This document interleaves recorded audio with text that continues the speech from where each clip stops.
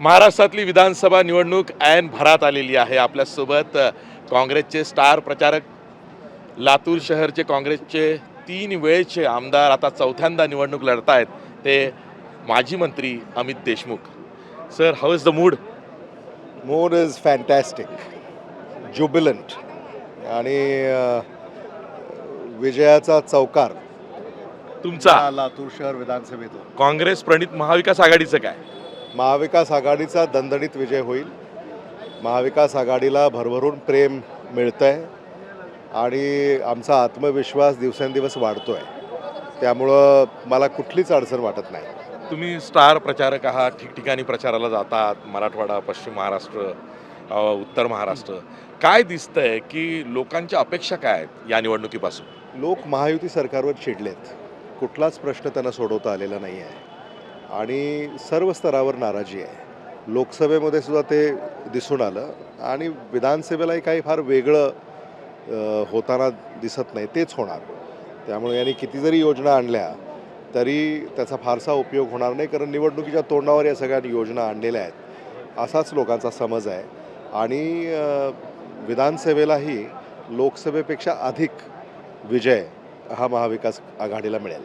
मी तुम्हाला विचारणार आहे तो महाविकास आघाडीतल्या मत अदलाबदली प्रकरणी. म्हणजे मतांची अदलाबदल महाविकास आघाडीच्या 3 पक्षांमध्ये लोकसभेला झालेली दिसली. या निवडणुकीत ती रोखण्याचा प्रयत्न मतविभाजनातून महाविकास आघाडीच्या विरोधातली महायुती करताना दिसते आहे. तर त्याकडे तुम्ही कसं बघता? नाही, आता हे मतविभाजनाचं राजकारण महाराष्ट्राला काही नवं नाही आहे. महाराष्ट्र हा प्रगल्भ राज्य आहे आणि इथं अनेक प्रयोग यापूर्वी झालेले आहेत. त्यामुळं मतदार काही आता फसणार नाही. मतदाराला हे माहिती आहे की आपलं मत वाया जाणार नाही याची आपल्याला काळजी घ्यायची आहे आणि मत आपलं म्हणजे दुभंगणार नाही हे सुद्धा त्यांना लक्षात आहे. त्यामुळे आता ही थेट लढाई आहे, महायुती विरुद्ध महाविकास आघाडी, आणि याच्यामध्ये फार स्पष्टपणे निर्णय घेताना मतदार दिसतील. तुम्ही चौथ्यांदा लातूर शहरातनं लढताय, 3दा विजयी झालेला आहात आणि चौथ्यांदा तुमच्यासमोर भाजपनी काँग्रेसमधल्याच एका नेत्याला उमेदवार म्हणून उभं केलेलं आहे. कसं बघता हा सामना? वैचारिक लढाई आहे ही आणि त्यामुळं त्या पलीकडं याला मी फारसं महत्त्व देत नाही, कारण ही वैयक्तिक लढाई नाही आहे, ही वैचारिक लढाई आहे. एक विचार घेऊन आम्ही पुढे चाललेले आहोत आणि आता एक विचार एखाद्याने जर स्वीकारला असेल तर त्या विरुद्धला नाहीच. आपल्यासोबत लोकमत लातूरचे संपादक धर्मराज हल्लाळे सर सुद्धा आहेत. सर, तुम्हाला यांना विचारायचं असेल का, तुमचे आमदार आहेत? येस, लातूर हे सामाजिक सलोखा, शांततेचं शहर आहे. कृषी आधारित उद्योगांच्या बाबतीमध्ये सुद्धा खूप चांगल्या पद्धतीने काम लातूरमध्ये होतं. पण पुढच्या काळात नेमकं लातूरकडे तुम्ही कोणत्या दृष्टीने बघता, की काय व्हायला पाहिजे लातूरमध्ये आणि कुठल्या दिशेनं? कारण निवडणुकीचा प्रचार हा केवळ विजयासाठी नाही, तर एक लोकजागरण व्हावं. कोणते मुद्दे असे आहेत की जे लोकांपुढे तुम्हाला न्यायला आवश्यक वाटतात? लातूरमध्ये आता आपल्याला औद्योगिकरणाला गती द्यावी लागेल. म्हणजे मी मागेही हे म्हणालो होतो की हा दुष्काळी भाग आहे. त्यामुळं ज्या उद्योगांना पाणी फारसं लागत नाही असे उद्योग जे महाराष्ट्रात येऊ पाहत आहेत ते आता दुष्काळी भागाकडे वळवले पाहिजेत आणि त्याच्यासाठी ज्या पायाभूत मूलभूत सुविधा आहेत त्या आपल्याला विकसित कराव्या लागतील, जेणेकरून गुंतवणूकदार इथे येतील. इथे बेकारी खूप मोठ्या प्रमाणामध्ये आहे. त्यामुळं आमच्या सुशिक्षित बेकारांना, होतकरू तरुणांनासुद्धा त्यांच्या हाताला काम मिळेल आणि त्याच्यामध्ये मग फॉर्जिंग इंडस्ट्री आहे किंवा स्टील इंडस्ट्री आहे, हेवी इंडस्ट्री आहे, फार्मास्युटिकल इंडस्ट्री आहे किंवा IT इंडस्ट्री आहे. तर या सगळ्या क्षेत्रामध्ये जिथं पाणी लागत नाही, जिथं वीज लागते आणि कदाचित इन्फॉर्मेशन टेक्नॉलॉजी याच्यावर 4G 5Gवर काही आधारित उद्योग आहेत, तर ते इथं आपल्याला म्हणजे एखाद्या गाडीचा कारखाना इथं होऊ शकतो, त्याला पाणी लागत नाही फारसं असं. तुम्ही हे बोलत असताना मला विलासराव देशमुख जेव्हा मुख्यमंत्री होते तेव्हा राज्य मंत्रिमंडळात एक प्रस्ताव आला होता आणि तेव्हा समोरच्या कंपनीनं असं म्हटलं होतं की एवढा मोठा बॉयलर लातूरला न्यायचा असेल तर रस्त्यांची कनेक्टिव्हिटी तशी नाही. आज मी मुंबईवरनं लातूरला येण्यासाठी मला 3 मार्ग उपलब्ध आहेत. खरं आहे. विलासराव देशमुखांचं स्वप्न पूर्ण होत आहे हळूहळू.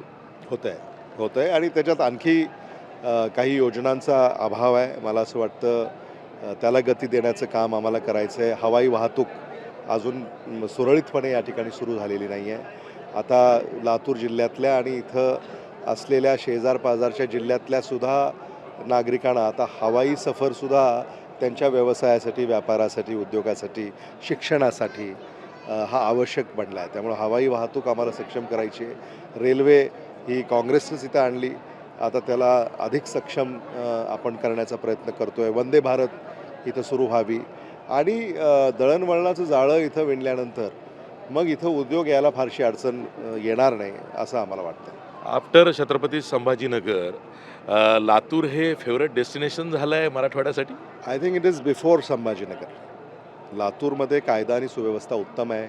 इथं गुण्यागोविंदाने सगळ्या धर्मजातीचे लोक नांदतात आणि एक सुरक्षिततेची भावना लातूरमध्ये आपल्याला पाहायला मिळते. इथं भ्रष्टाचार नाही आहे, इथं गुंडगिरी नाही आहे, इथं हफ्तेखोरी नाही आहे, इथं कमिशनखोरी नाही आहे, इथं कोणाला भीती नाही आहे. त्यामुळं सगळे अगदी आनंदानं इथं नांदतात आणि हे स्वातंत्र्य काँग्रेसनं देण्याचा सुरुवातीपासून प्रयत्न केला आहे आणि ते आम्ही सांभाळण्याचा प्रयास आणि काम केलं आहे. नाही, महाराष्ट्रामध्ये जागा वाटपामध्ये काँग्रेस 100वर जागा लढवत आहे. मात्र जसं औशाची जागा आहे आपल्या जिल्ह्यात, तर काही ठिकाणी काँग्रेस जागा मिळवण्यामध्ये थोडी मागे पडली आणि काही जागा कमी जागांवर आपण लढतोय अशी स्थिती आहे का? नाही, असं नाही आहे. मला असं वाटतं जागा वाटप आम्ही मेरिटवर केलं आहे. एखादी जागा काँग्रेसकडे असू शकते, तिथं शिवसेनेकडे उमेदवार चांगला असू शकतो.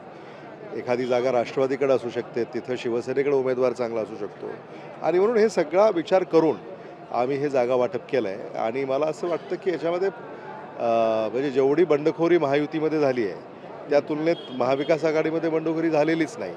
त्यामुळं आम्ही त्या मानाने तसे भाग्यवान आहोत की महाविकास आघाडीमध्ये बंडखोरी झालेली नाही. लातूर ग्रामीणमध्ये दुसऱ्यांदा आता आमदारकीसाठी तुमचे धाकटे बंधू धीरज देशमुख लढत आहेत.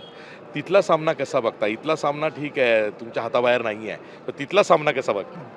तिथं सुद्धा मला असं वाटतं की जे काम धीरज देशमुखांनी केलं आहे आणि त्या भागामध्ये ज्या सामान्य माणसाच्या मागण्या होत्या त्या त्यांनी पूर्ण केलेल्या आहेत. जिल्हा बँकेचे चेअरमन ते आहेत, त्यांनी जिल्हा बँकेच्या माध्यमातून त्यांनी अगदी 0% व्याजदरानं 5 लाख रुपयापर्यंतचं कर्ज शेतकऱ्यांना शेतीसाठी उपलब्ध करून दिलं आहे, जे देशात इतर कुठेही झालेलं नाही. महाराष्ट्र शासनसुद्धा 3 लाख रुपयापर्यंतचं कर्ज देतं 0% व्याजदरानं. पण लातूर जिल्हा मध्यवर्ती बँक ही महाराष्ट्रातली एकमेव बँक आहे जी 5 लाख रुपयापर्यंतचं कर्ज 0% व्याजदरानं देते. मग उच्च शिक्षणासाठी शेतकऱ्यांच्या मुलामुलींना त्याच्यासाठी शैक्षणिक कर्ज उपलब्ध करून देणं, एखाद्या शेतकऱ्याच्या मुलीचं लग्न करणं अडचणीचं ठरत असेल तर त्याला शुभमंगल योजनेअंतर्गत त्याला कर्ज मिळवून देणं आणि बँक ही महाराष्ट्रामध्ये अग्रगण्य आहे. त्यामुळं त्या माध्यमातून त्यांनी काम केलं आहे. दिल्ली मुंबईहून त्यांनी निधी आणलेला आहे. कामामध्ये पारदर्शकता आहे आणि एकंदरीत जे शेतीमाल आमच्या भागामध्ये येतो त्यालाही चांगला दर मिळावा अशा बाजारपेठासुद्धा आम्ही व्यवस्थित चालवलेल्या आहेत. तुमचा जो हा मतदारसंघ आहे लातूर शहर, यामध्ये मुस्लिम मतदारांची संख्या खूप आमूलाग्र आहे, जास्त आहे. आणि त्याच वेळेस कधी कटेंगे तो बटेंगे, एक है तो सेफ है असा प्रचार भाजपकडनं होताना दिसतोय. त्याकडे तुम्ही कसं बघता? मतांचं ध्रुवीकरण हिंदू विरुद्ध मुस्लिम झालं तर किंवा होत नाही ही सुद्धा भाजपची खंत असू शकते, पण यावेळेस ते व्हावं असाही प्रयत्न दिसतोय. ते जेव्हा महायुतीला असं लक्षात आलं की आता ही निवडणूक आपण जिंकत नाही, तेव्हा त्यांनी या प्रचाराला सुरुवात केलेली आहे. म्हणजे ही त्यांची खेळी आहे आणि दरवेळेला राज्यांमध्ये अशा खेळ्या ते खेळतात. पण महाराष्ट्रामध्ये हे चालणार नाही, कारण लोकसभेमध्ये तुम्ही पाहिलं की सर्व धर्म समभाव जपणारा जो विचार आहे त्याला सक्षम करण्यासाठी मतदार पुढे आला आणि विधानसभेमध्ये सुद्धा तसंच होईल. मला असं वाटतं की शेवटी हा देश आहे, या देशातले जे नागरिक आहेत जे हजारो वर्ष इथं वास्तव्य करत आहेत आणि आता जर त्यांना तुम्ही प्रश्न उपस्थित करणार असाल तर ते अन्यायकारक आहे. आपल्याला शेवटी देशाच्या विकासामध्ये सगळ्यांचा सहभाग असतो.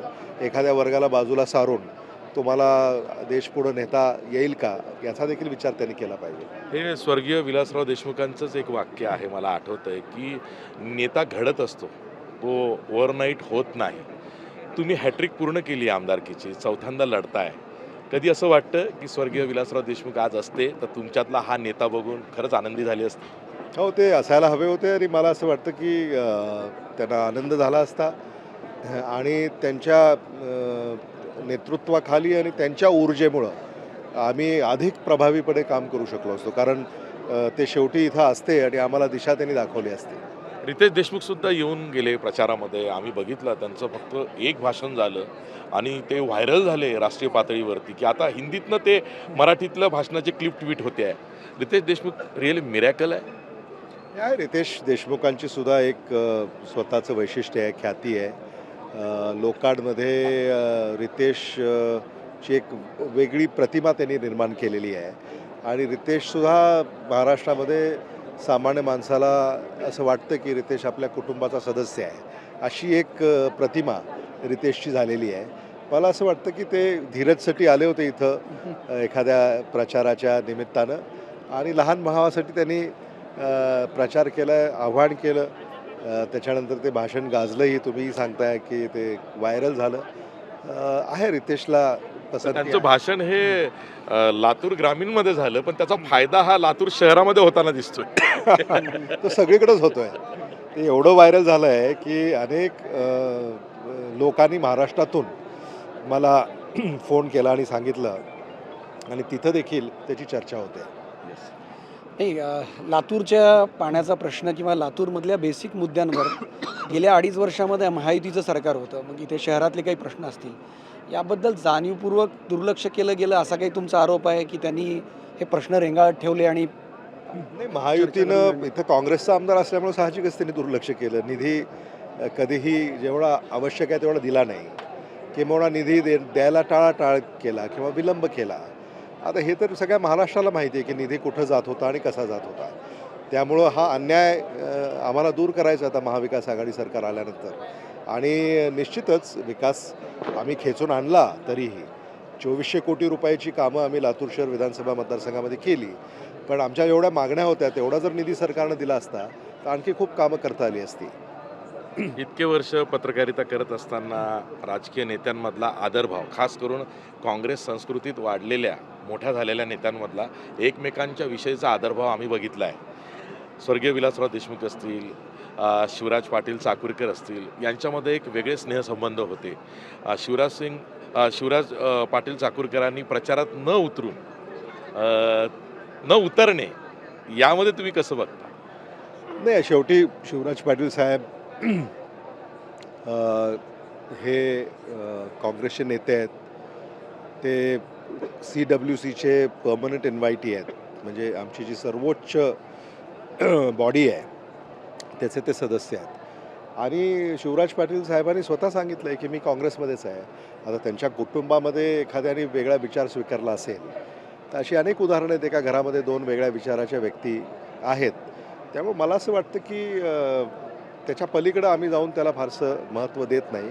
कारण शिवराज पाटील साहेब हे काँग्रेसमध्ये आहेत, त्यांचे आशीर्वाद आमच्याबरोबर आहेत. आता ते प्रचारामध्ये उतरावेत असा तर नेहमी आम्ही त्यांना आग्रह केलेला आहे.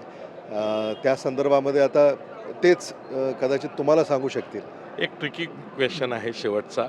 अनेक जाणकारांना असं वाटतं, मलाही असं वाटतं की अशोक चव्हाणांनी भाजपमध्ये जाऊन स्वतःच्या राजकारणावरती मर्यादा आणल्या आणि त्याच वेळेस मराठवाड्यामध्ये नवा नेता येऊ शकतो अशी संधी तुम्हाला दिसते? आता अशोकराव चव्हाण हे भाजपमध्ये का गेले हे त्यांनी सांगितलेलं आहे, त्यामुळे मी त्याच्यावर टिप्पणी करणार नाही. पण शेवटी ते आता भारतीय जनता पक्षामध्ये आहेत आणि काँग्रेस पक्षामध्ये अनेक नेते आहेत जे काम करत आहेत. आता इथं जे काम करून दाखवतील ते पुढे जातील. Thank you very much. Thank you. तुम्ही वेळात वेळ काढून ही मुलाखत दिली. मला माहिती आहे की तुमचे सगळे समर्थक मतदार मंडळी इथे जमलेली आहे. तुमचा रोड शो सुरू होत आहे. All the best. Thank you very much. Thank you.